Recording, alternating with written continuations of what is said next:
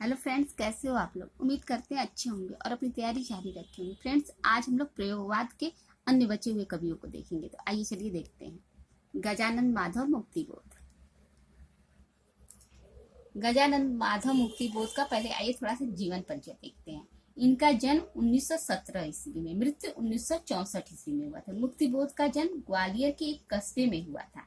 इन्होंने एमए तक की शिक्षा प्राप्त की और ये अध्यापक, पत्रकार, विशिष्ट विचारक, कवि, कथाकार और समीक्षक के रूप में समादृत रहे। अपनी पूरी पीढ़ी में मुक्तिबोध का व्यक्तित्व विशिष्ट है।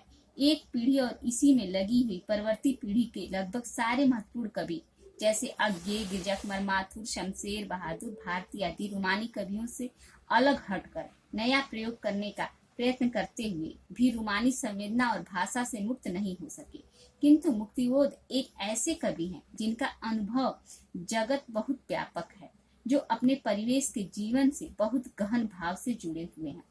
उनकी प्रगतिवादी दृष्टि, परिवेश बोध, सामाजिक चिंतन और अनुभव वैविध्य को और बल देती है। अतः कहा जा सकता है कि बाद में जीवन की बहुविध छवि को लेकर विकसित होने वाली नई कविता के अग्रज कवि सच्चे अर्थ में मुक्तिबोध है। आइए मुक्तिबोध से क्या प्रश्न बन सकता है पेपर की दृष्टि से, इसको देखते हैं। इन्हें गहन अनुभूति और तीव्र इंद्रिय बोध का कवि कहा जाता है।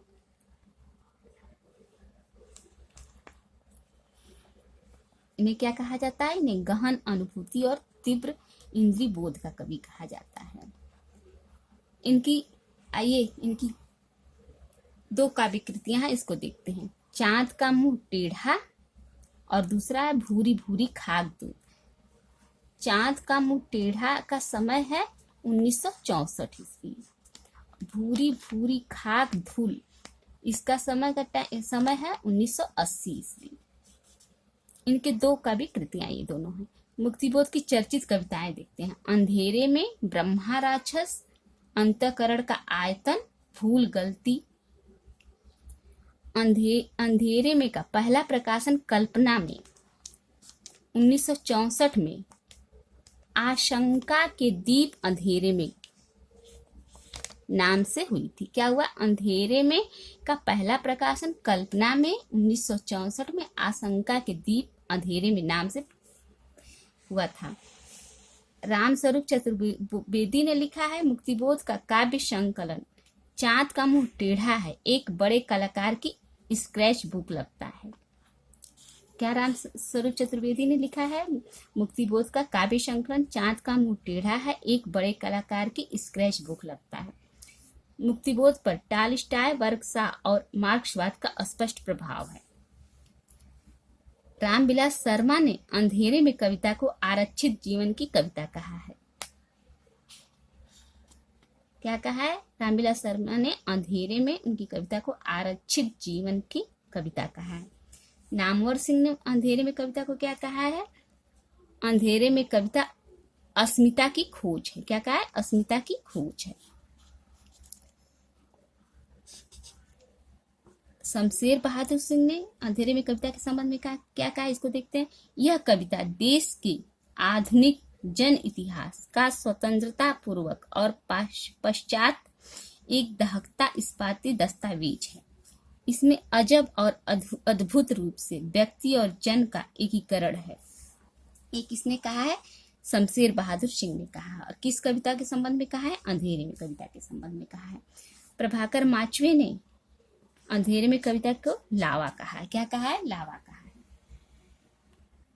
मुक्तिबोध ने अंधेरे में कविता की रचना फैंटेसी से की है। किससे की है? फैंटेसी से की है।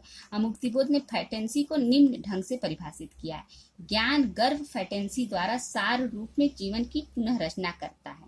फैंटेसी के अंतर्गत भाव पक्ष प्रधान और विभाव पक्ष गौण और प्रच्छन्न तो होता ही है, साथ ही यह भाव पक्ष कल्पना को उत्तेजित करके बिंबों की रचना करते हुए एक ऐसा मूर्त विधान उपस्थित करता है कि जिस विधान में उस विधान ही के नियम होते हैं। इंद्रनाथ मदान ने अंधेरे में कविता को आत्म संशोधन का अनुसंधान किया है। क्या कहा है?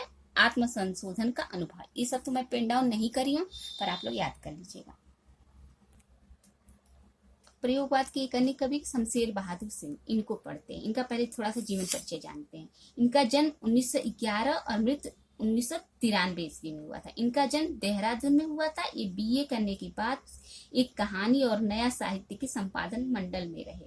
बाद में दिल्ली विश्वविद्यालय की उर्दू विभाग में कोश से संबंधित कार्य करते रहे। विचारों से मार्क्सवादी, शमशेर संस्कारों से व्यक्तिवादी और अनुभवों से रोमानी है। इनकी अधिकांश कविताओं का स्वर कुंठित प्रेम का है। संवेदना और अभिव्यक्ति दोनों में प्रयोगवाद की अतिशय व्यक्तिवादिता के प्रतीक है।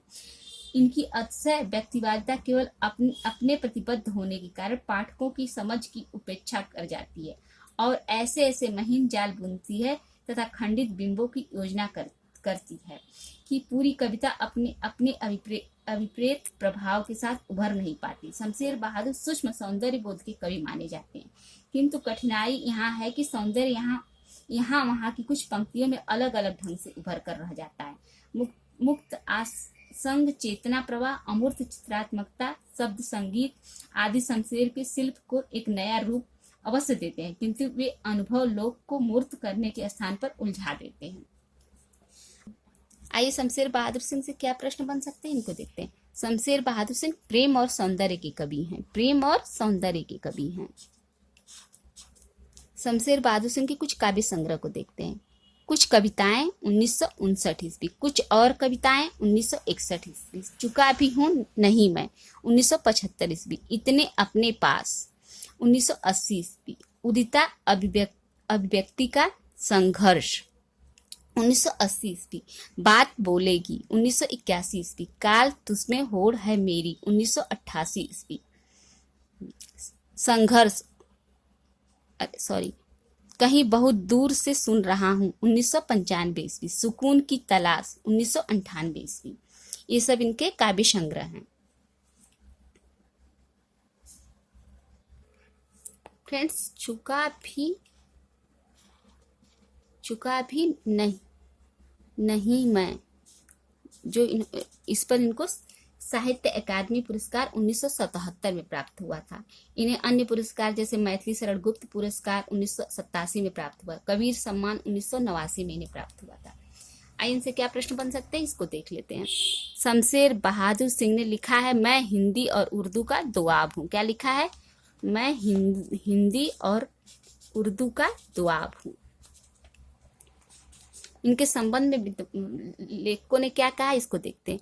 रामचंद्र तिवारी ने शमशेर बहादुर के गद्य को हिंदी का जातीय गद्य कहा है। क्या कहा है? हिंदी का जातीय गद्य। आज्ञे ने शमशेर को कवियों का कवि कहा है। आज्ञे ने क्या कहा है? शमशेर को कवियों का कवि कहा है। ये किसने कहा? आज्ञे ने कहा है। इनकी कुछ कविताओं को देख लेते हैं। टूटी हुई बिखरी हुई, अमन का राग, एक पीली शाम, धूप कोठरी के आईने में खड़ी, घिर गया है समय का रथ, समय साम्यवादी। ये इनकी महत्वपूर्ण कविता है। मलयज ने शमशेर बहादुर को क्या कहा है, इसको देखते हैं। मलयज ने शमशेर बहादुर को कहा है, शमशेर मूड्स के कवि हैं किसी बीजन के नहीं। क्या कहा है? शमशेर मूड्स के कवि हैं, किसी बीजन के नहीं। फ्रेंड्स, प्रयोगवाद के अन्य कवि जैसे केदारनाथ, कुंवर नारायण, भवानी प्रसाद मिश्र आदि को कल की वीडियो में देखा जाएगा।